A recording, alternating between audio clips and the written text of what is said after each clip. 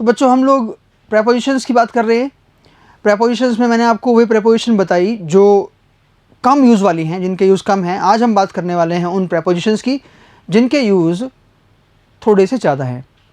Now first preposition जो पढ़ने वाले हैं हम आज, वो है बच्चों एट। क्या बोलते हैं इसको? एट। एट ना बोलकर एट बोलना ज़्यादा सही रहेगा आपके लिए।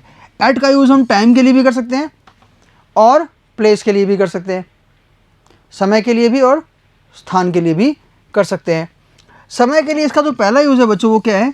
घड़ी का फिक्स समय। घड़ी का फिक्स समय।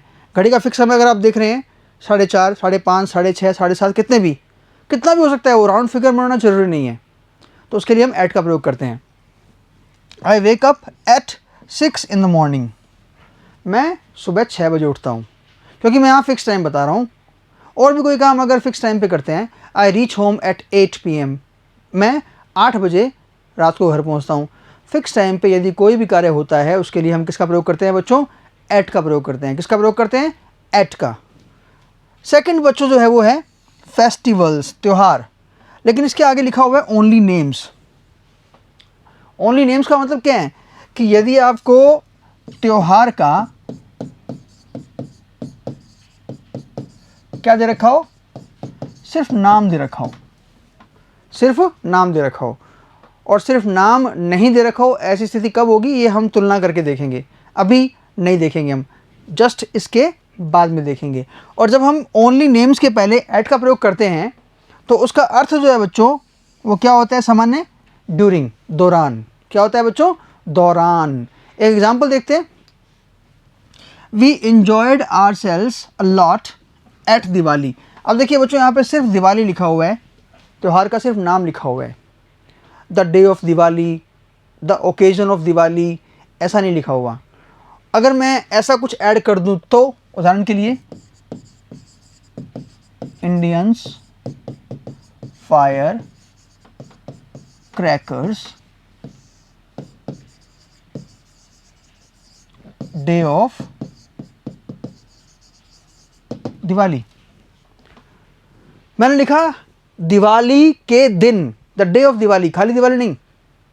द डे ऑफ दिवाली का मतलब हो गया दिवाली के दिन, मतलब हम एक पर्टिकुलर दिन की बात करते हैं, और दिन की बात करते हैं तो हमेशा ऑन आता है।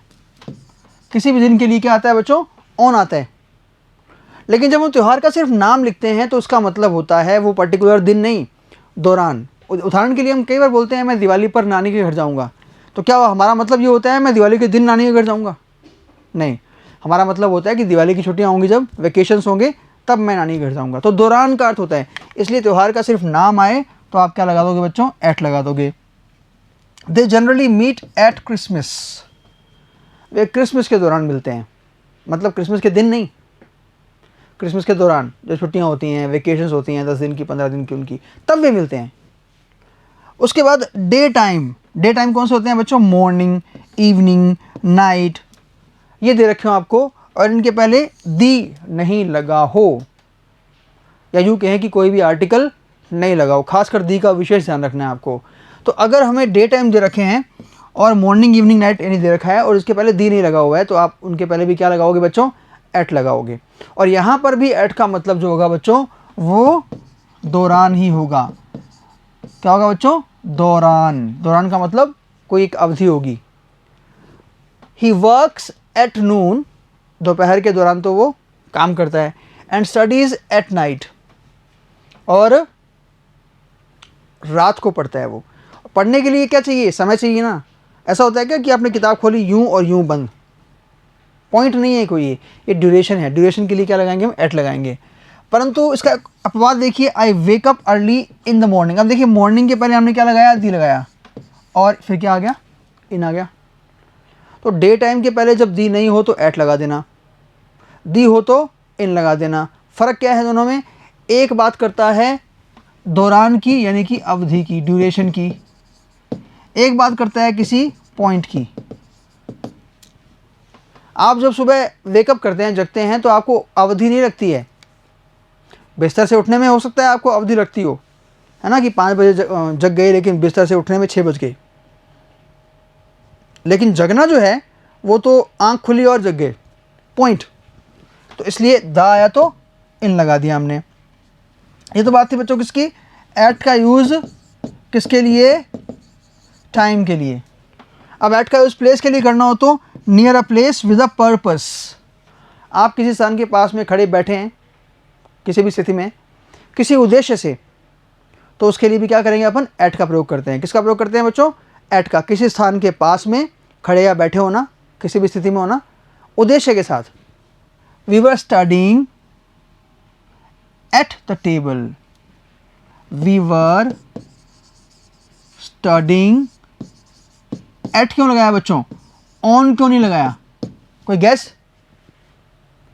इसलिए क्योंकि हम टेबल के ऊपर बैठ के नहीं पढ़ते हैं, हम टेबल के पास बैठ के पढ़ते हैं, कुर्सी बिछाकर। हम टेबल के ऊपर खाना नहीं खाते हैं। हम तो वैसे कुछ भी कर सकते हैं, लेकिन जो नियम है उसके हिसाब से टेबल के ऊपर बैठ के नहीं पढ़ाया जाता है। इसलिए हम टेबल के पास में हैं तो हमने क्या लगा दिया, eight the table. Somebody is standing at the door, कोई दरवाजे के ऊपर खड़ा है क्या भैया, स्पाइडरमैन है क्या वो दरवाजे के ऊपर चिपका हुआ है, नहीं, और दरवाजे के पास खड़ा हुआ है। तो किसी भी स्थान के पास कोई खड़ा है किसी पर्पस से, बैठा है किसी पर्पस से। हम खाना खा रहे हैं टेबल पर, तो टेबल के ऊपर बैठ के नहीं खा रहे हैं, टेबल के पास में बैठ के खा रहे हैं। पर्पस होना चाहिए, उसके लिए हम क्या लगाते हैं बच्चों, एट लगाते हैं। अच्छा, एक फिक्स यूज़ भी है, काफ़ी बार देखने को मिलेगा आपको, नॉक एट। तो somebody knocked at the door, किसी ने दरवाजे को खटखटाया। Knock at the door, knock at the window, कुछ भी, विंडो डोर कुछ भी हो, ये फिक्स यूज़ है इसका। अच्छा, सेकंड जो यूज़ है स्थान के लिए वो है बच्चों, इंस्टीट्यूशंस जितने भी होते हैं, स्कूल, कॉलेज, यूनिवर्सिटी, हॉस्पिटल, कोई भी, अगर आपको ये दे दिए जाएं और इनके पहले भी दी नहीं लगा हो, दी लगना और नहीं लगना, ये आप तभी अप्लाई करेंगे नियम जब मैं आपको बताऊंगा कि दी लगाओ और नहीं लगाओ। हर किसी चीज़ पे ये नियम लागू नहीं करना है आपको कि दी लगा हुआ है तो ये कर देंगे, नहीं, सिर्फ इन्हीं जगहों पे जहाँ मैंने लिखा है। तो इंस्टीट्यूशंस के पहले जब दी नहीं लगा होता तो हम एट लगाते हैं, और यहाँ पर मीनिंग का भी बहुत बड़ा अंतर आता है। दी लगाओगे और इन लगाओगे तो मीनिंग का अंतर आ जाएगा। आप एग्जाम्पल बात समझिए, दोनों साथ साथ दिए हैं मैंने, दोनों मीनिंग साथ देने का कारण अपोजिट चीज़ें, अलग चीज़ें साथ पढ़ेंगे तो लंबे समय तक याद रहेंगी। My younger brother is at school. अब यहाँ पर एट स्कूल का मतलब क्या है कि ये उसका काम है, मतलब शायद वो पढ़ता होगा या पढ़ाता होगा, पढ़ता होगा या पढ़ाता होगा। तो एट स्कूल का होने का मतलब ये भी नहीं है कि वो बिल्डिंग के अंदर ही होगा। बहुत सारे बच्चे जो हैं कई बार उनको पेड़ के नीचे बैठ के भी पढ़ना पड़ता है, स्कूल की बिल्डिंग के अंदर कमरे के अंदर उस तरह ना भी हो वो, लेकिन अगर वो पढ़ने गए हैं वहाँ पे या कोई टीचर पढ़ाने गया है वहाँ पे, तो अपन बोल सकते हैं एट स्कूल। क्या बोल सकते हैं, एट स्कूल। सेकंड सेंटेंस देखिए, कंपेयर करिए। Your son is in the school, तुम्हारा बेटा स्कूल में है। अब ये क्या मतलब है आगे जाके पता लगेगा हमें। So don't worry if it is raining, चिंता मत करो अगर बरसात हो रही है तो। किसी माँ का, पिता का बेटा स्कूल गया हुआ है, बरसात हो रही है बहुत तेज़ और माँ पापा को चिंता हो रही है। कोई उनको हौसला दे रहा है, बता रहा है कि भाई टेंशन क्यों दे रहे हो, स्कूल की बिल्डिंग के अंदर है। यहाँ पर हम बताना चाह रहे हैं कि स्कूल की बिल्डिंग के अंदर होना, कंटेन्ड होना। यहाँ पे हम बताना चाह रहे हैं कि किसी काम से गए होना, किसी पर्पस से वहाँ पर होना। और उदाहरण देखिए एक, my mother is at church now. तो अगर कोई बोल रहा है कि my mother is at church now, तो इसका मतलब है उसकी माँ, उसकी मदर, उसकी माता, उसकी मम्मी जी वहाँ पर उसी काम से गई हैं, इस काम के लिए वो जगह बनी है ना, पूजा करने वगैरह के लिए। अब ये एग्जाम्पल देखिए, the terrorist were hiding in the church.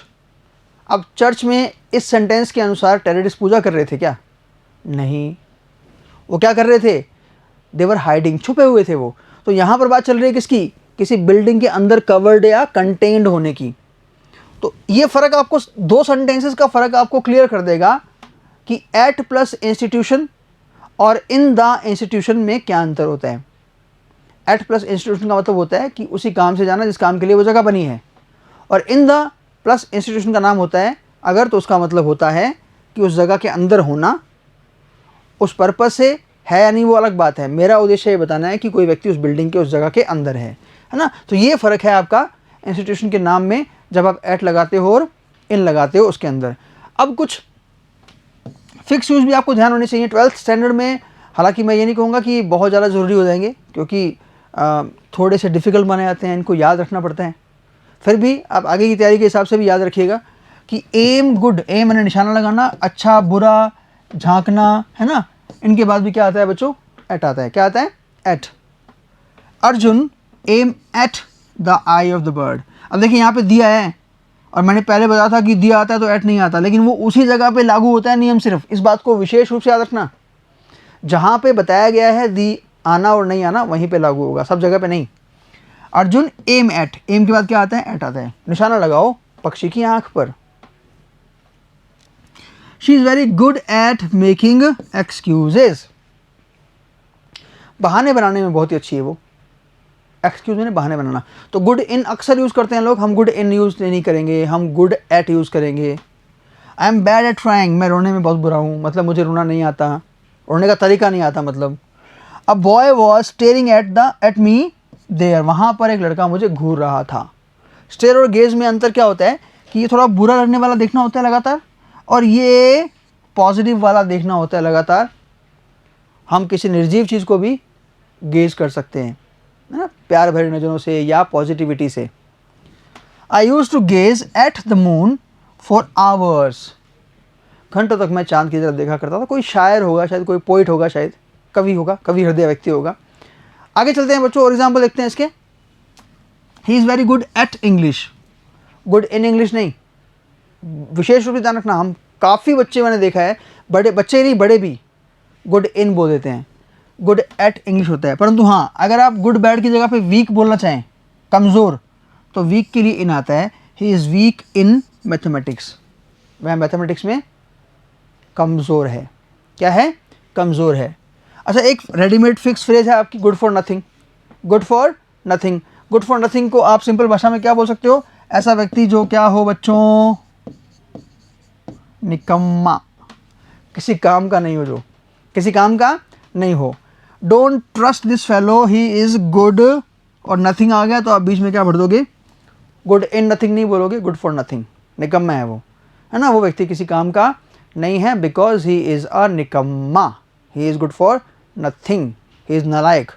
तो ये बात थी बच्चों आपकी किसी एट की। अब बात करते हैं अपनी सेकंड प्रेपोजिशन की, जिसका सामान्य हिंदी मीनिंग क्या होता है, द्वारा या तक। द्वारा या तक बाय का सामान्य हिंदी मीनिंग होता है। पहला यूज देखिए बच्चों, पैसिव वॉइस में ऑब्जेक्ट से पहले हम इसको यूज़ करते हैं। और पैसिव वॉइस का मैंने आपको बहुत शॉर्ट में बताया था, क्योंकि हमारे सिलेबस में नहीं है, कि अगर आपको बी प्लस वर्ब की थर्ड फॉर्म दे रखी हो, और बी का मतलब पता है आपको, is are am was were, be being been, और प्लस थर्ड फॉर्म दे रखी हो तो पैसिव वॉइस होगा। तो ऑब्जेक्ट के पहले प्राय हम किसका प्रयोग करते हैं, बाय का प्रयोग करते हैं। अपवाद हैं कुछ, वो आगे आने वाली प्रेपोजिशन में आपको देखने को मिलेंगे। फिलहाल आप याद रखिएगा, बाय का हम सामान्यतः प्रयोग करते हैं किसके पहले, पैसिव वॉइस में, ऑब्जेक्ट से पहले। This beautiful curtains are plus third form आ गई ना, किसके द्वारा, by the villagers nearby, पास के गांव वालों द्वारा बनाए गए हैं ये। तो पैसिव वॉइस आएगा सामान्यतः, पैसिव वॉइस में ऑब्जेक्ट से पहले बाय आता है। हाँ, बाय के अलावा भी कुछ प्रेपोजिशन आती हैं, वो किन वर्ब्स के साथ आती हैं वो उन वर्ब्स में आपको बताऊंगा, है ना। जैसे कई बार टू आ सकता है, कई बार विद आ सकता है, इन भी आ सकता है, वो बात करेंगे। लेकिन फिलहाल ज़्यादातर क्या आते हैं, बाय आते हैं। फ्यूचर परफेक्ट टेंस दे रखा हो आपको, फ्यूचर परफेक्ट टेंस का मतलब will have, shall have, third form, will have, shall have, third form दे रखी हो अगर आपको, उसके साथ टाइम बताने की बात चल रही हो, तो हम किसका यूज़ करते हैं, बाय का प्रयोग करते हैं। और यहाँ पर बाय का मतलब क्या होता है, तक। स्ट्रक्चर मैंने बता दिया आपको, will, shall plus have plus verb की थर्ड फॉर्म प्लस टाइम हो अगर। My son will have passed, will have third form, the exam by the end of this month, by the end of this month क्या है बच्चों, time है ये, इस महीने के अंत तक, ये समय है ना। और समय किस में बता रहे हैं हम, फ्यूचर परफेक्ट टेंस में, तो हम क्या लगा देंगे, बाय लगा देंगे। अर्थ क्या होगा बाय का, तक होगा। लेकिन इसका मतलब ये नहीं है कि मैंने आपको फ्यूचर परफेक्ट बता दिया तो ये फ्यूचर परफेक्ट में ही आता है, फ्यूचर परफेक्ट के बिना भी आ सकता है ये। सिंपल फ्यूचर में भी इसको हम यूज़ कर सकते हैं। उदाहरण देखिए, all the students shall deposit their fees, fees बहुवचन है ये, इसका एक वचन होता है फी। अगर फ़ी एक ही मद की है, एक ही टाइप की है, मान लीजिए ट्यूशन फ़ी, तो वो फ़ी होगी। लेकिन ट्यूशन फ़ी के साथ साथ अगर 3-4 फीस और भी हैं, एक्टिविटी फ़ी और ये फ़ी है ना, तो फिर वो फ़ी 2-3-4 मिलके क्या बन जाएंगी, फ़ीस है ना, फ़ीस बन जाएंगी। तो सारे स्टूडेंट्स जो हैं वो सैटरडे तक, अब यहाँ पर हमने क्या किया था, will shall plus first form use किया, विल शैल हैव यूज़ नहीं किया।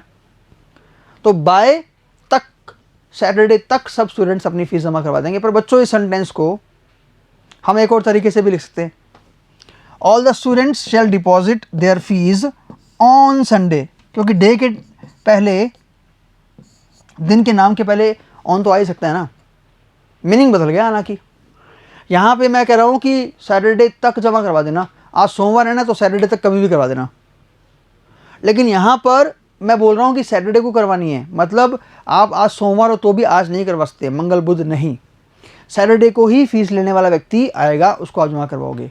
तो ये दोनों में फ़र्क है बाय और ऑन में, जब आप इनको लगाओगे समय के पहले। मीन्स ऑफ ट्रांसपोर्टेशन, ट्रांसपोर्टेशन क्या होता है बच्चों, यातायात। यातायात के साधन जो होते हैं जिनसे आप ट्रांसपोर्ट करते हो, कार, जीप, बस, मोटरसाइकिल, एनीथिंग, उनके पहले भी हम बाय का प्रयोग करते हैं। परंतु बच्चों उनके पहले सिर्फ बाय नहीं होता, उनके पहले ऑन भी होता है और इन भी होता है, तीनों होते हैं। पता कैसे लगेगा हमें, मैं हूं ना, टेंशन नहीं।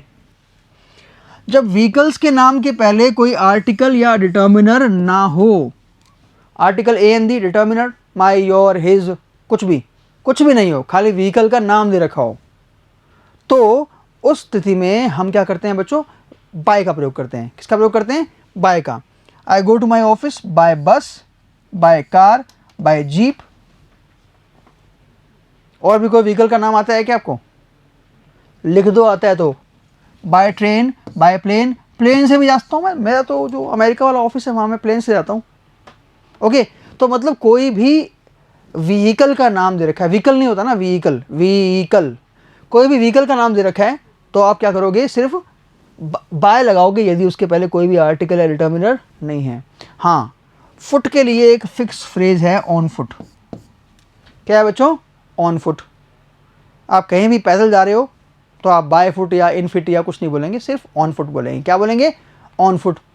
तो ये तो बात थी बाय की, कि जब व्हीकल के नाम के पहले कोई भी आर्टिकल या डिटर्मिनर नहीं लगाओ। सर आर्टिकल या डिटर्मिनर लगाओ तो, बता रहा हूँ ना, आर्टिकल या डिटर्मिनर लगा हो तो आपको फिर ध्यान देना पड़ेगा। देसी तरीका बता रहा हूँ, काम आएगा बहुत, नोट कर लेना कॉपी में, कि यदि आप किसी व्हीकल के अंदर खड़े होकर चल सकते हैं, तब तो लगा देना ऑन। और यदि आप किसी व्हीकल के अंदर खड़े होकर चल नहीं सकते तो लगा देना इन। चल सकते हैं तो ऑन, नहीं चल सकते तो इन। ये दोनों बातें आपको बता दी मैंने, नोट कर लेना करनी हो तो। पर याद रखना कि यदि मैंने बस के पहले आर्टिकल या डिटर्मिनर लगाया तो बस के अंदर खड़े होकर चल सकता हूँ क्या मैं, अरे चल सकता हूँ ना, खिड़की से अंदर घुसता हूँ, दरवाजे से अंदर घुसता हूँ तो चल के ही जाता हूँ ना सीट तक, या रैंक कर जाता हूँ, क्या आएगा, ऑन। कार में चल सकते हो खड़े होके क्या, इन। नहीं चल सकते ना। जीप में चल सकते हो खड़े होके क्या, हाँ सर मेरा 3 साल का छोटा भतीजा जो है वो चल सकता है। नहीं रे, तू अंग्रेजी के पेपर दे रहा है ना, तो भतीजे की बात नहीं करेगा। इसलिए अपन बात कर रहे हैं एक आम इंसान की, बच्चे का एग्जाम्पल या एक्सेप्शन लेके नहीं आएंगे हम। तो जीप में खड़े होके हम, यहाँ पर देखिए बच्चों, जीप जो है वो ओपन जीप या क्लोज्ड जीप, ओपन जीप या क्लोज्ड जीप, उसके बेसिस पे आप इसका आंसर भरेंगे। सिर्फ जीप दे रखा हो अगर आपको, तो फिर आप इसको ऑन को काट कर क्या भर देंगे, इन भर देंगे।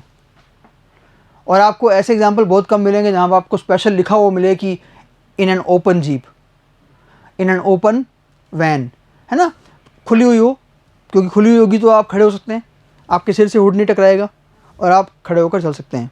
ठीक है, अदरवाइज़ आप क्या भरेंगे, इन भरेंगे, जीप में भी कार में भी। अच्छा, ट्रेन में बिल्कुल चल सकते हैं भाई साहब, ऑन। प्लेन में चल सकते हैं, सही है। बाइसिकल और बाइक, इन दोनों का मामला अलग है, डिफरेंट है। क्यों डिफरेंट है बच्चों, क्योंकि इनके अंदर तो जा नहीं सकते ना अपन, इनके अंदर तो जा ही नहीं सकते ना, फिर क्या करेंगे, ऑन ही भरेंगे ना, इनके तो ऊपर ही होते हैं ना, साइकिल हो चाहे बाइक हो। तो ये बात थी मीन्स ऑफ ट्रांसपोर्टेशन की, यातायात के साधन की, जहाँ पर बाय भी आ सकता है, ऑन भी आ सकता है और इन भी आ सकता है। नेक्स्ट बात करते हैं बच्चों हम फोर की। नेक्स्ट प्रेपोजिशन कौन सी है? फोर। और फोर जो होता है उसका सामान्य हिंदी मीनिंग होता है लिए या के लिए। और हम जो पहला यूज़ देख रहे हैं बच्चों वो भी यही देख रहे हैं, लिए या के लिए, लिए या के लिए। ही फोर्ट एंड डाइड, वो लड़ा और, अब क्योंकि मदरलैंड लिखा हुआ है, मातृभूमि लिखा हुआ है, तो फिर मैं मर गया नहीं बोलूँगा, मैं बोलूँगा शहीद हो गया, बलिदान दे दिया उसने। किसके लिए? अपनी मातृभूमि के लिए। फोर। तो इसका जो पहला यूज़ है के लिए वाला वो बड़ा ही आसान है, वो लड़ा और अपनी मातृभूमि के लिए क्या हो गया? शहीद हो गया। आई कैन डू एनीथिंग, मैं कुछ भी कर सकता हूँ। खालिस्तान हो यहाँ पे मान लीजिए, यू तुम्हारे लिए, डियर प्रिय, डियर मैं तुम्हारे लिए कुछ भी कर सकता हूँ।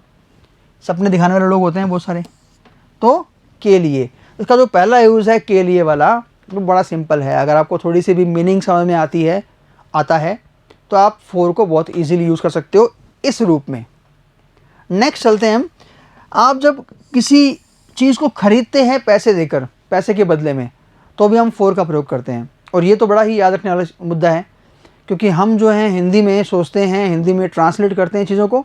मैंने ये पेन 10 रुपये में ख़रीदा, जब 10 रुपये में ख़रीदा तो में होता है इन, तो अंग्रेजी में भी क्या बोल देते हैं? I bought this pen in 10 rupees, robots की तरह। तो इन नहीं होता बच्चों, I bought this pen in 10 rupees गलत है, I bought this pen for 10 rupees. Exchange, मैंने उसको 10 रुपये दिए, उसने मुझे पेन दे दिया, तो फोर आएगा ना कि इन। ओके, याद रखेंगे बच्चों। आगे चलते हैं बच्चों। अवधि की बात चल रही हो, अगर आपको मैंने थोड़ा बताया भी था कि पॉइंट और अवधि में अंतर क्या होता है। सिंस की बात चली थी कभी। सिंस पॉइंट के लिए आता है, जो टाइम घड़ी कैलेंडर में दिखाई देता है वो, और अवधि जो घड़ी कैलेंडर में दिखाई नहीं देती। टेंस कोई भी हो, अगर अवधि की बात कर रहे हो आप, ड्यूरेशन की बात कर रहे हो आप, तो फोर का प्रयोग करोगे। आई वेटेड देयर, मैंने वहाँ इंतज़ार किया। अब ये पास्ट टेंस है, सिंपल पास्ट, सेकंड फॉर्म है। 2 आवर्स, 2 आवर्स घड़ी कैलेंडर में दिखाई देते हैं क्या? नहीं ना, तो ये अवधि है। कितनी देर वेट किया मैंने? 2 घंटे के लिए। मैंने 2 घंटे तक वहाँ पे वेट किया पर वो नहीं आया। They have lived, have plus third form perfect tense. Here, यहाँ पर 10 ईयर्स, 10 साल से यहाँ पे रहे हैं वो, 10 साल से यहाँ पे रह रहे हैं वो। 10 साल घड़ी कैलेंडर में दिखाई देंगे क्या? नहीं। क्या आएगा? फोर आएगा। क्या आएगा बच्चों? फोर, क्योंकि अवधि हो तो टेंस कोई भी हो, हमें उसके लिए क्या लगाना है? ड्यूरेशन के लिए फोर लगाना है। अब ये बात थोड़ी समझ लेना बच्चों, बाकी बातें बहुत ज़्यादा समझने की नहीं थी, ये समझने की हैं। यहाँ पे जो लिखा है मैं आपको बता देता हूँ, लेकिन लिखा हुआ मैं बोल दूंगा उसके बाद भी आपको बात समझ में नहीं आएगी, गारंटी लेता हूँ मैं। समझ में कब आएगी? जब मैं आपको इसके एग्जाम्पल समझाऊंगा तब। कुछ वर्ब जिनमें डायरेक्ट ऑब्जेक्ट इनडायरेक्ट ऑब्जेक्ट से पहले आए तो हम टू के स्थान पर फोर का प्रयोग करते हैं। क्या बोल गए? ये कौन सी भाषा थी? It was all Greek to me. All Greek एक इडियम है जिसका मतलब होता है कुछ समझ नहीं आए। समझ में आएगा अब। देखिए बच्चों, ये एग्जाम्पल हम समझे उससे पहले मैं आपको एक सिंपल एग्जाम्पल और देता हूँ। He gave me a pen, उसने मुझे एक पेन दिया। आपको नाउन के केसेस पढ़ाए थे तो मैंने बताया था 2 तरह के ऑब्जेक्ट होते हैं, एक वो जो सांस ले सकता है, एक वो जो सांस नहीं ले सकता। जो सांस ले सकता है उसे हम क्या बोलते हैं बच्चों? Indirect object. और जो सांस नहीं ले सकता उसे क्या बोलते हैं बच्चों? डायरेक्ट ऑब्जेक्ट बोलते हैं। मैंने लिखा he gave me a pen, लेकिन मैं चाहूँ तो इस पेन को पहले और मी को बाद में भी लेके जा सकता हूँ। और ऐसा करने पर मुझे क्या करना पड़ेगा? ही गेव अ पेन, क्या लगाना पड़ेगा? To me. अक्सर इस तरह के वाक़े आपने देखे होंगे कि जब अपन किसी निर्जीव यानी कि डायरेक्ट ऑब्जेक्ट को इनडायरेक्ट ऑब्जेक्ट को पहले ले आते हैं तो टू का प्रयोग करते हैं हम। किसका प्रयोग करते हैं? टू का। अब आपको बात समझ में आएगी पहले वाली। कौन से वाली? पहले वाली जो मैंने आपको बताई अभी, कि कुछ वर्ब्स जिनमें डायरेक्ट ऑब्जेक्ट इनडायरेक्ट ऑब्जेक्ट से पहले आए तो चेंज क्या होगा? उदाहरण देखिए, he bought his wife a sari. Bought किसकी फॉर्म है? बाय की। सेकंड भी देख लो, लगे हाथों। ब्रॉट किसकी फॉर्म है? ब्रिंग की। मेड किसकी फॉर्म है? मेक की। इन तीन वर्ब्स को याद रखना, बाय, ब्रिंग और मेक। ये वर्ब्स अगर आती हैं और आपको क्या करना पड़े, डायरेक्ट ऑब्जेक्ट को पहले लाना पड़े। किससे? इनडायरेक्ट ऑब्जेक्ट से। इनडायरेक्ट पहले आ रहे हैं, डायरेक्ट बाद में आ रहा है, तो कोई इशू नहीं है, कोई प्रेपोजिशन की नीड नहीं है। ही bought his wife a sari. वो अपनी पत्नी के लिए साड़ी खरीद कर लाया। लेकिन मुझे साड़ी को पहले और वाइफ को बाद में रखना हो तो क्या मैं इसकी तरह टू का प्रयोग कर सकता हूँ? उत्तर है नहीं, क्योंकि इन वर्ब्स में बाय, ब्रिंग और मेक में अगर मुझे इस ऑब्जेक्ट के क्रम को चेंज करना हो तो मैं टू नहीं फोर लगाऊंगा। He bought a sari to his wife बोलना गलत होगा। क्या सही होगा? फोर। यानी कि निर्जीव वाला ऑब्जेक्ट पहले हो, सजीव वाला बाद में हो, और ये वर्ब्स हो बाय, ब्रिंग, मेक, तो आप फोर का प्रयोग करोगे, टू का प्रयोग नहीं करोगे। Simple. Buy, bring, make, buy, bring, make. बोलो मेरे साथ, बाय, ब्रिंग, मेक, तीनों। My father brought a bike to me, नहीं फॉर मी। मेरे पिता मेरे लिए एक बाइक लेके आए। She made a doll to her daughter, नहीं, she made a doll for her daughter. उसने अपनी बेटी के लिए एक गुड़िया बनाई। बाय, ब्रिंग और मेक वर्ब्स अगर आपको दे रखी हो और आपको अगर पहले दे दिया जाए क्या? निर्जीव वाला यानी कि डायरेक्ट वाला ऑब्जेक्ट, तो आप क्या करोगे? फोर लगाओगे। सामान्यतः क्या लगता है? टू लगता है। क्या लगता है? टू। यहाँ पे आप लगाओगे क्या? फोर। नेक्स्ट है बच्चों फ्रॉम। सामान्य हिंदी मीनिंग क्या होता है? से लेकर। किसी एक स्थान से लेकर दूसरे स्थान तक, किसी एक समय से लेकर दूसरे समय तक। से लेकर, से इसका सामान्य हिंदी मीनिंग होता है। एक जोड़ी है फ्रॉम और टू की, जहाँ पर फ्रॉम बात करता है से लेकर की और टू बात करता है तक की। यहाँ से लेकर वहाँ तक, इस समय से लेकर उस समय तक। टाइम की बात भी कर सकता है, प्लेस की बात भी कर सकता है। I work here from 9 to 5। समय की बात कर रहे हैं ना, सुबह 9 से 5, सुबह 9 से शाम को 5 बजे तक, या रात को 9 से सुबह 5 बजे तक भी हो सकता है, अपने को पता नहीं है। अच्छा, जहाँ जहाँ आप फ्रॉम और टू लगा सकते हो ना, हर उस जगह पे आप बिटवीन और एंड भी लगा सकते हो। I work here between 9 and 5। आपको बताया था मैंने जब मैं आपको बिटवीन और अमंग पढ़ा रहा था कि बिटवीन और एंड की जोड़ी होती है। The first train in India ran from Bombay to Thane. भारत की पहली ट्रेन बॉम्बे से थाने के बीच में चली। ये भी बोल सकते हो आप, बॉम्बे और थाने के बीच में। और आप ये भी बोल सकते हो कि भारत की पहली ट्रेन बॉम्बे से लेकर थाने तक चली। बस इनको चेंज मत करना। बहुत सारे बच्चों को, बहुत सारे लोगों को मैंने देखा है कि बिटवीन और टू का प्रयोग करते हैं। बिटवीन टू, बिटवीन टू गलत है। या तो बिटवीन एंड करो या फ्रॉम टू करो। तो फ्रॉम और टू की एक जोड़ी आपको याद रखनी है। नेक्स्ट यूज है बच्चों एब्सटेन और रिफ्रेन। ये काफ़ी बार अच्छे अच्छे एग्जाम में आया हुआ क्वेश्चन है। एब्सटेन और रिफ्रेन जो है सामान्यतः इनका प्रयोग करते हैं किसके लिए? जब आप किसी को किन्हीं गंदी या बुरी आदतों से या अनएथिकल चीज़ों से दूर रहने की बात कर रहे हो, दूर रहना। इनके बाद भी क्या आता है बच्चों? फ्रॉम आता है। You should abstain of drinking to excess, माने अत्यधिक। तुम्हें बहुत ज़्यादा पीने से दूर रहना चाहिए। तो ये गलत सेंटेंस है। क्यों? एब्सटेन के बाद मैंने क्या लगा दिया? ऑफ। एब्सटेन के बाद ऑफ नहीं लगाना है, फ्रॉम लगाना है। क्या लगाना है बच्चों? फ्रॉम।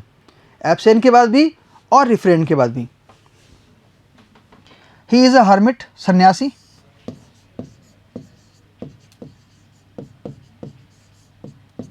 वह एक सन्यासी है, कठिन तप करने वाला, तपस्या करने वाला। एंड रिफ्रेंस दूर रहता है। फ्रॉम ऑल वर्ल्डली प्लेजर, संसारिक खुशियों से, संसारिक मोह माया से।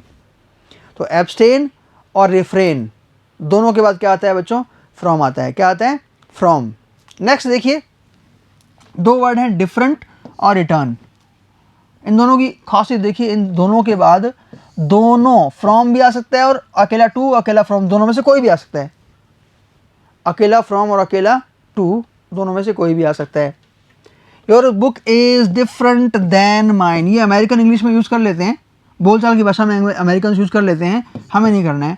डिफरेंट के बाद देन नहीं लगाएंगे, डिफरेंट के बाद क्या आएगा? फ्रॉम या टू, दोनों ही सही हैं, एक साथ नहीं, या तो डिफरेंट फ्रॉम या डिफरेंट टू, दोनों बराबर सही हैं। She return from Australia yesterday या she return to Australia yesterday, इन दोनों में फ़र्क क्या है? फ़र्क ये है कि यहाँ तो दोनों बराबर सही हैं, मीनिंग में भी कोई अंतर नहीं है। यहाँ पर दोनों हैं तो सही, लेकिन मीनिंग में अंतर है। अगर मैं बोलूँ कि शी रिटर्न फ्रॉम ऑस्ट्रेलिया, वो ऑस्ट्रेलिया से लौटी है कल, तो इसका मतलब पहले वो ऑस्ट्रेलिया में थी और अब आई है। अगर मैं बोलूँ कि शी रिटर्न टू ऑस्ट्रेलिया, कि वो ऑस्ट्रेलिया को लौट गई कल, तो मतलब वो ऑस्ट्रेलिया से बाहर थी और ऑस्ट्रेलिया में गई है। बट एनीवेज ये सही है। हाँ, अगर आपको इसके आगे कुछ और दे दिया जाए, and is staying at Delhi, और दिल्ली में, दिल्ली में रुकी हुई है, तो इसका मतलब अब वो दिल्ली में अगर रुकी हुई है तो इसका मतलब वो ऑस्ट्रेलिया को लौटी नहीं है, ऑस्ट्रेलिया से लौटी है। क्योंकि वो अगर ऑस्ट्रेलिया में रुकी होती, ऑस्ट्रेलिया में लौटी होती, तो वो दिल्ली में रुकी नहीं होती ना। हाँ, इस तरह के वाक़े 12th लेवल पे एक्सपेक्ट करना मत कभी भी आप, लेकिन फिर भी मैंने आपको बता दिया कि डिफरेंट और रिटर्न दोनों के बाद आप फ्रॉम भी लगा सकते हो और टू भी लगा सकते हो, बराबर सही माना जाएगा। अच्छा, एक ये वाला यूज़ जो है सबसे कम महत्वपूर्ण मानता हूँ मैं, क्योंकि फ्यूचर परफेक्ट कंटिन्यूस टेंस को यूज़ करना ही बंद कर दिया है, बहुत सारी अच्छी किताबों में गायब भी हो गया है ये, और बोलचाल की भाषा में भी कोई प्रयोग नहीं करता। फिर भी फटाफट समझ लो इसको कि अगर आपको फ्यूचर परफेक्ट कंटिन्यूस टेंस दे रखा हो, फ्यूचर का मतलब विल शैल, परफेक्ट का मतलब हैव, और कंटिन्यूस का मतलब वर्ब की, और बीन तो आएगा साथ में, वर्ब की first form plus ING. Will shall have third form दे रखी हो, थर्ड फॉर्म किसकी? बी की, और आईएनजी दे रखा हो आपको, will shall have been ING, तो ये फ्यूचर परफेक्ट कंटिन्यूस टेंस बन गया। इसमें हम लोग क्या करते हैं, सिंस जो बाकी परफेक्ट टेंसेस में लगता है ना, अवधि के लिए फोर, पॉइंट के लिए सिंस, बता चुका हूँ मैं आपको। तो पॉइंट के लिए जो सिंस लगता है ना, वो फ्यूचर परफेक्ट कंटिन्यूस में सिंस के स्थान पे हम क्या कर देते हैं, ये स्ट्रक्चर दे रखी है, हम फ्रॉम लगा देते हैं। क्या लगा देते हैं? फ्रॉम। क्योंकि सिंस की एक कंडीशन होती है कि सिंस के तुरंत बाद पास्ट टेंस आता है, सिंपल पास्ट, और फ्यूचर टेंस में आप पास्ट टेंस कैसे यूज़ करोगे? मुश्किल है, इसलिए हम यहाँ पे फ्रॉम का प्रयोग करते हैं। The child will have been trying since morning. अब देखो सिंस के बाद क्या आ रहा है बच्चों? व्हेन यू कम होम, जब तुम घर आओगे तो बच्चा सुबह से रो रहा होगा। अब जब तुम आओगे, इसको पता है सुबह से रो, ये सेंटेंसेस बहुत ही क्या हैं, इम्प्रैक्टिकल हैं। ऐसे सेंटेंसेस बोलचाल की भाषा में यूज़ नहीं किए जाते हैं। The child will have been trying, will have, shall have third form दे रखी है, आईएनजी दे रखा है, तो मैंने सिंस के स्थान पे क्या लगा दिया? फ्रॉम लगा दिया। मॉर्निंग, इवनिंग, इनको पॉइंट मानते हुए हम सिंस लगा रहे थे। बाकी सभी परफेक्ट टेंसेज में फ्यूचर के अलावा, चाहे वो प्रेजेंट परफेक्ट कंटिन्यूस था, चाहे वो पास्ट परफेक्ट कंटिन्यूस था, लेकिन यहाँ पर फ्रॉम आएगा। सबसे कम महत्वपूर्ण है, क्योंकि फ्यूचर परफेक्ट कंटिन्यूस टेंस अपने आप में ही कम महत्वपूर्ण है, तो उसमें जो यूज़ होने वाली प्रेपोजिशंस हैं वो भी क्या होंगी? कम महत्वपूर्ण ही होंगी। तो ये तो बात थी आपके फ्रॉम के कुछ यूज़ की। एक सबसे अलग डिफरेंट यूज़ देख लीजिए आप। आपको यदि बी प्लस वर्ब की थर्ड फॉर्म दे रखी हो किसकी? मेक की, यानी मेड, तो उसमें कन्फ्यूजन पैदा होता है। मेड के बाद फ्रॉम भी आ सकता है, मेड के बाद ऑफ भी आ सकता है, यदि आप किन्हीं वस्तुओं से, किसी वस्तु से किसी दूसरी वस्तु का बनना बताएं तो, है ना। जूते लेदर से बने हैं, दीवार जो है वो पत्थर से बनी है, नहीं, कुर्सी जो है वो लोहे से बनी है। एक चीज़ से दूसरी चीज़ का बनना बताएं तो फ्रॉम भी आ सकता है और ऑफ भी आ सकता है। फ़र्क क्या है? फ़र्क ये है कि यदि वो चेंज केमिकल चेंज हो, अब ये समझ नहीं आएगा, केमिकल चेंज है ना, साइंस के स्टूडेंट थोड़ी है सारे, आर्ट्स के भी होंगे। तो आप याद रखिएगा कि जब मूल वस्तु दिखाई ना दे, जब किन्हीं वस्तुओं में केमिकली कुछ चेंज होता है ना, तो ओरिजिनल वस्तु खो जाती है और नई वस्तु बन जाती है। अगर वो चेंज फिजिकल हो, भौतिक हो, मूल वस्तु दिखाई दे, लकड़ी की चेयर बनाओगे तो लकड़ी दिखाई देगी ना। भौतिक परिवर्तन के लिए ऑव और केमिकल परिवर्तन या चेंज के लिए फ्रॉम लगेगा। This medicine is made, Khalistan है आप मान लीजिए, the herbs of the Himalaya. ये तो का के की वाला अर्थ है। अभी जैसे ही हम ऑफ पे आएंगे आपको पता लग जाएगा। इसको छोड़ दो, यहाँ पे आओ कि बनी है, बी प्लस थर्ड फॉर्म आ गया। बनी है, किससे बनी है? The herbs of Himalayas, Himalaya की जड़ी बूटियों से। अब कोई दवाई यदि हिमालय की जड़ी बूटियों से बनी है तो आपको उसके अंदर हिमालय की जड़ी बूटी दिखाई देंगी क्या? देंगी क्या? निकाल लोगे क्या च्यवनप्राश में से ये आंवला ये रहा? नहीं ना, केमिकली मिक्स हो चुकी हैं वो, इसलिए क्या आएगा बच्चों? फ्रॉम आएगा। The chair is made, Khalistan मान लीजिए, ब्लैंक मान लीजिए, प्योर इटालियन वुड। लकड़ी से चेयर बनी है तो चेयर में लकड़ी दिखाई देगी ना। छुपाने की कोशिश करोगे लोहे से अलग बात है, वरना दिखाई देगी। तो ये फिजिकल चेंज है, लकड़ी को घिसा, उसके फिजिकल चेंज में परिवर्तन लाए और लकड़ी बना दी, तो ओव आएगा। अब ये थोड़ा सा याद रख लेना आप, प्रेपोजिशंस में हमें कुछ चीज़ें याद भी करनी पड़ेंगी कि curd is made from milk ना आकर curd is made of milk आएगा। इन दो उदाहरणों को देखते हैं, फिर मैं थोड़ी बात करूंगा। बटर इज मेड ऑफ नहीं, butter is made from milk आएगा। देखिए इसमें एक चीज़ ये है, ये फीलिंग लीजिए आप, ये सेंस लीजिए कि बटर जो है वो मिल्क से बना है या बनाया जाता है, और कर्ड जो है वो मिल्क से बना है या बनाया जाता है। अब आप कहोगे सर दोनों ही बनाए जाते हैं, पर मैं आपसे एक क्वेश्चन पूछता हूँ। सुबह दूध लाए, गर्म नहीं किया, रख दिया, गर्मियों के दिन फ्रिज भी नहीं है, क्या होगा शाम तक? आप कहोगे सर फट जाएगा, पर एक्चुअली टेक्निकली वो दही बन जाएगा। आपने उसमें कुछ दही मिला दिया तो वो अच्छा वाला दही बन जाएगा, नहीं मिलाया तो वो बुरे वाला दही बन जाएगा। पर आप दूध को एक शाम नहीं 1000 शाम तक भी अगर रखे रखोगे अपने आप, तो क्या वो मक्खन या बटर बन जाएगा? क्या बटर तो बनाना पड़ेगा आपको। तो ये सेंस, आप सेंस याद रखो तो अच्छी बात है, वरना याद रख लेना कि कर्ड के लिए जब बात करें मिल्क से बनने की तो ऑफ लगाते हैं कि कर्ड बना है, इज मेड ऑफ मिल्क, और बटर इज मेड फ्रॉम मैंने बनाया जाता है फ्रॉम मिल्क। और सेंस वेंस आपका जवाब दे जाए तो याद रख लेना, curd is made of and butter is made from milk. तो ये तो बात थी बने होने की, जब कोई वस्तु किसी दूसरी वस्तु से बनी हुई हो। नेक्स्ट प्रेपोजिशन हमारे बच्चों हैं इन, जिसका सामान्य हिंदी मीनिंग क्या होता है? में या अंदर, में या अंदर। अब इसका प्रयोग भी टाइम के लिए भी होता है और प्लेस के लिए भी होता है, समय और स्थान दोनों के लिए होता है। टाइम के लिए इसका पहले उस देखें, मंथ्स के नाम दे रखे हो या मंथ खुद दे रखा हो, ईयर्स के नाम ईयर खुद दे रखा हो, सीजन्स के नाम, सीजन कौन से होते हैं, ऋतुएं कौन कौन सी? Autumn, spring, summer, winter. Autumn पतझड़ को बोलते हैं, स्प्रिंग वसंत ऋतु को बोलते हैं, समर गर्मी को बोलते हैं, विंटर सर्दी को बोलते हैं। इनमें से कुछ भी दे रखा हो तो इन आएगा। आई वॉज बोर्न इन जनवरी, मैं जनवरी में पैदा हुआ था, मंथ का नाम है। इंडिया गॉट फ्रीडम इन 1947, ईयर का नाम है। These birds come here in winters, सर्दियों में, सीजन का नाम है। तो सिंपल याद रखना कि महीने के नाम, साल के नाम, सीजन्स के नाम दे रखे हों तो उनके पहले क्या आता है बच्चों? इन आता है। क्या आता है? इन, जिसका सामान्य हिंदी मीनिंग क्या होता है? में या अंदर।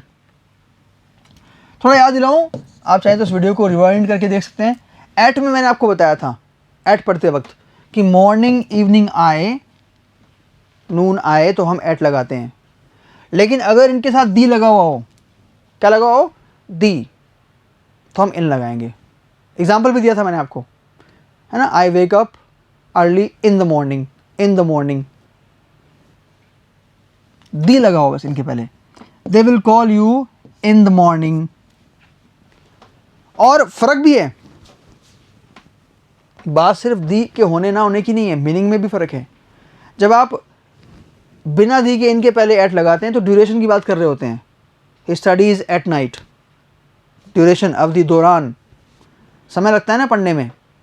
वो तुम्हें कॉल करेंगे सुबह, तो कॉल का कुछ पता नहीं है ना, कॉल करके हाँ भाई साहब आपका सिलेक्शन हो गया, ख़त्म। ज़रूरी नहीं है ड्यूरेशन लगे, अवधि लगे।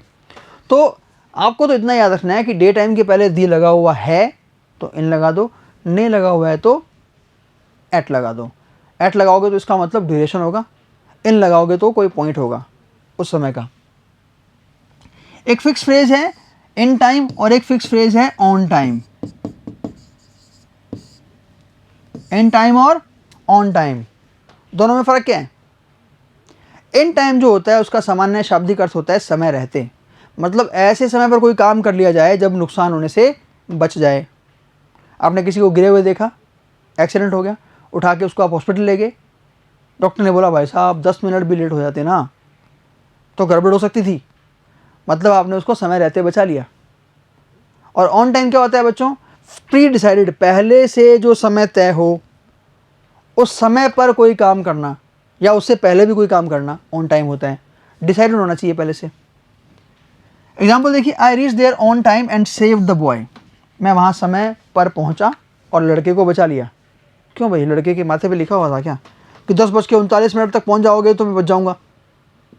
ऐसी कोई बात आए ना, मैं वहाँ समय रहते पहुँच गया और मैंने बचा लिया उसको, तो उसके लिए हमेशा क्या करेंगे, हम इनका प्रयोग करेंगे। ऐसी कोई भी बात जहाँ पर कोई दुर्घटना, कोई अनहोनी को टालने की बात चल रही हो तो इन टाइम आएगा। क्या आएगा बच्चों? In time. लेकिन अगर बात चल रही हो प्री डिसाइडेड टाइम की, पहले से तय समय की, उदाहरण देखिए, the train was in time so we missed it, train समय पर थी इसलिए मिस कर दी हमने। भैया ट्रेन का समय तय होता है कि नहीं होता है? आए ना आए, समय तय होता है ना। अगर समय तय नहीं होता, ऐसा कहा जाता कि भाई जब जयपुर से दिल्ली जाने वाली ट्रेन कभी भी आ सकती है, सुबह से लेकर शाम तक 24 घंटे, या सुबह से लेकर अगली सुबह तक 24 घंटे बैठे रहना पड़ेगा आपको, फिर तो आधा शहर जो है वो रेलवे स्टेशन पे होता। समय निश्चित होता है, वो आगे पीछे समय से हो सकती है, और हम इंडियंस को आदत हो जाती है ये मानने की कि ट्रेन 10 मिनट तो लेट होगी ही होगी। उस दिन क्या हुआ, ट्रेन वॉज इन टाइम नहीं, ट्रेन वॉज ऑन टाइम। मान लीजिए उसका टाइम 10:30 था तो 10:30 पे आगे चलेगी, हम तो 10:40 के हिसाब से आए इसलिए हमने मिस कर दी। तो कोई भी ऐसी चीज़ जिसका समय पहले से डिसाइडेड हो, स्कूल का समय पहले से डिसाइडेड होता है, क्लास का समय पहले से डिसाइडेड होता है, कोई सीरियल का समय, कोई मूवी का समय टीवी पे आनी हो अगर तो डिसाइडेड होता है। बहुत सारी चीज़ें ऐसी होती हैं जिनका समय पहले से डिसाइडेड होता है। अगर प्री डिसाइडेड चीज़ का मामला हो और प्री डिसाइडेड टाइम के अकॉर्डिंग कोई चीज़ हो रही हो तो ऑन टाइम आता है। लेकिन अगर कोई चीज़ होने से कोई अनहोनी टल गई, समय रहते हो गया, तो उसको इन टाइम बोलेंगे। तो इन टाइम समय रहते, ऑन टाइम समय पर, टाइम पर। नेक्स्ट है बच्चों, कुछ एग्जाम्पल देखते हैं अपन और। Hundreds of birds were sitting in that tree. अगर बात चल रही हो किसकी, ट्री की, और बात चल रही हो बर्ड्स की, तो याद रखना, फिर मैं पेंटिंग बना रहा हूँ बहुत शानदार। ये एक पेड़ है, याद रखना पक्षी जो हैं वो पेड़ के ऐसे यहाँ टॉप पे नहीं बैठते हैं, है ना, पक्षी पेड़ के अंदर ही होते हैं, टहनियों पर, ब्रांचेस पर। तो इसलिए हमने क्या किया, ट्री के लिए क्या लगाया, पक्षी बैठे तो इन लगाया, पेड़ पर पक्षी बैठे हों तो इन आएगा, इन द ट्री। हाँ, ब्रांच लिखा हुआ आ जाए तो ऑन आ जाएगा, टहनी, शाखा पर पक्षी बैठा था तो ऑन आ जाएगा। ऑन में पढ़ेंगे दोबारा से। My grand father was sitting in his reclining chair. Reclining chair कौन सी होती है? वो घूमने वाली चेयर, और कोई भी चेयर, घूमने वाली नहीं, कोई भी चेयर जिसकी भुजाएं हों, भुजाएं होती है ना, आर्म्स होती हैं, तो उस चेयर के ऊपर कैसे बैठोगे आप? बचपन की कुछ याद आई क्या? जब बाल कटवाने जाया करते थे तो हमें बार्बर जो थे, हेयर ड्रेसर जो थे, वो क्या करते थे, छोटे थे जब ना, उन दो आर्म्स के ऊपर एक लकड़ी का फट्टा लगा दिया करते थे, तब हम कुर्सी के ऊपर यानी कि ऑन बैठते थे। अदरवाइज भुजा वाली कुर्सी की तो अंदर ही बैठना पड़ेगा हमें, 3 तरफ से घिरी होगी, नीचे से और 2 साइड से। तो चेयर के लिए हम जनरली इन लगा देते हैं। हाँ, आर्म चेयर लिखा आ जाए ना कुदरती, आर्म चेयर, तो ठीक है, तो ऑन लगा देना, कोई दिक्कत नहीं है। She was working in the kitchen, कोई भी बिल्डिंग, कोई भी ऐसी चीज़ जो घिरी हो, कंटेनर हो, कमरा, कमरा, रसोई, है ना, इस तरह की कोई भी चीज़ हो, उसके लिए भी क्या लगाते हैं हम, इन लगाते हैं। उसके अंदर कोई खड़ा या बैठा हुआ हो। तो कौन कौन से वर्ड आप देख लो, बॉक्स, अलमीरा, cupboard, tree, arm chair, room, kitchen, ये सब जो वर्ड है ये एक कंटेनर का काम करते हैं, और चूंकि ये कंटेनर का काम करते हैं इसलिए इसके अंदर कुछ हो सकता है। Please put this toys in a huge box, बड़े से डब्बे में क्या डाल दो, ये टॉयज डाल दो। I have kept your books in the cupboard, मैंने अलमीरा में तुम्हारी पुस्तकें रख दी हैं। पेड़ की बात बताई मैंने आपको, पक्षी पेड़ के किस तरह यहाँ नहीं बैठते, अंदर बैठते हैं। ओके, सो इनका ये प्लेस के लिए यूज़ है कि किन किन जगहों के साथ हम इनका प्रयोग कर सकते हैं, स्थानों के साथ भी हम इनका प्रयोग कर सकते हैं। अच्छा, इंस्टीट्यूशंस की बात हम कर चुके हैं, मैं आपको याद दिला दूं, चाहो तो वीडियो बैक करके देख लेना। एट में की थी बात। फ़र्क क्या है? फ़र्क ये है कि यहाँ पर दी लगा होगा, यहाँ पर दी लगा होगा, वहाँ पर एग्जाम्पल दे चुका हूँ, बस सिर्फ रिविज़न के लिए मैंने यहाँ पर इनको लिखा है कि I am in the hospital fixing the AC, मैं हॉस्पिटल में हूँ, मतलब मैं बिल्डिंग की बात कर रहा हूँ और मैं बता रहा हूँ कि मैं वहाँ पे क्या कर रहा हूँ, मैं AC ठीक कर रहा हूँ, मैं डॉक्टर नहीं हूँ, मैं पेशेंट नहीं हूँ। कंट्री, स्टेट्स, डिस्ट्रिक्ट, मतलब बड़ी जगह कोई भी हो, उसके लिए भी किसका प्रयोग करते हैं हम, इनका प्रयोग करते हैं। आई वॉज बोर्न, अब देखिए स्मॉल विलेज आ गया डिस्ट्रिक्ट के नाम के साथ, तो हमने क्या लगा दिया, एट लगा दिया। I was born at a small village in Shri Ganganagar. I was born in Rajasthan, अब ऐसे मत करना बच्चों, I was born at Rajasthan in India, ना ये गलत होगा। अपन कैसे बोलेंगे, I was born in Rajasthan, अगर इंडिया लगाना जरूरी है तो कॉमा लगा के इंडिया लिख दो। ऐसे ही मत करना I was born in Rajasthan in India, अजीब लगेगा, ऑकवर्ड लगेगा। हाँ, आप एट लगाना चाहते हो ना, लगा सकते हो, कंट्री के नाम के साथ भी लगा सकते हो। कब लगा सकते हो, आप कहीं यात्रा कर रहे हैं, उस यात्रा के दौरान आपकी फ़्लाइट रुकी किसी एक देश में थोड़े समय के लिए, तो आप उस देश के पहले एट लगा सकते हो। During a journey, if you stay at a place, country. During my journey to the USA, I stayed at Brazil for 10 hours, 10 घंटे के लिए मैं कहाँ रुका, ब्राज़ील में रुका। इस तरह से ज़रूर आप लगा सकते हो एट, वरना बड़ी जो जगहें हैं, कंट्री, स्टेट, उनके लिए सामान्यतः एट का प्रयोग नहीं करना चाहिए। अच्छा, हर प्रेपोजिशन की तरह इसमें भी देखिए कुछ फिक्स यूज़ हैं, किसके, इनके। कौन कौन से, आप बोल सकते हो in love, in danger, in a problem, in debt, इसको क्या बोलते हैं बच्चों, डेट, डेबिट नहीं, बी साइलेंट, डेट, कर्जे में, इन अ हरी, जल्दबाजी में, इन अ जिफी, पलक झपकते ही। फ्रेजेस हैं कुछ रेडीमेड, इनके एग्जाम्पल भी देख लेते हैं अपन कि जब ये सेंटेंस में आते हैं तो कैसे इनके साथ बिहेव करना है हमें। If you are in love, you are in danger, अगर आपको प्रेम हो गया है तो आप खतरे में हैं। ऑफ बीइंग इन डेट, कर्जे में होने के। 3 in 1 हो गया, 3 यूज भी हो गए, सेंटेंस भी एक ही बन गया। तो in love, in danger, in debt. We are in a big problem, हम बहुत बड़ी समस्या में हैं। In a big problem, big हो या छोटी हो, प्रॉब्लम तो है ना। ही वॉज, हरी दे रखा है, मान लो खालिस्तान दे रखा है ये, so he could not talk to me, वो जल्दी में था इसलिए मुझसे बात नहीं कर पाया। क्या लगाया हमने, इन लगा दिया, because in a hurry. I can solve this puzzle in a jiffy, मैं इस पजल को यूं चुटकियों में सॉल्व कर सकता हूँ। तो ये फिक्स फ्रेजेस हैं जिनके पहले हम क्या लगाते हैं बच्चों, इन लगाते हैं। क्या लगाते हैं, इन। तो ये तो बात थी बच्चों कुछ प्रेपोजिशंस की जो मैंने आपको बताई अभी। So that will be all for today. Have a very nice day.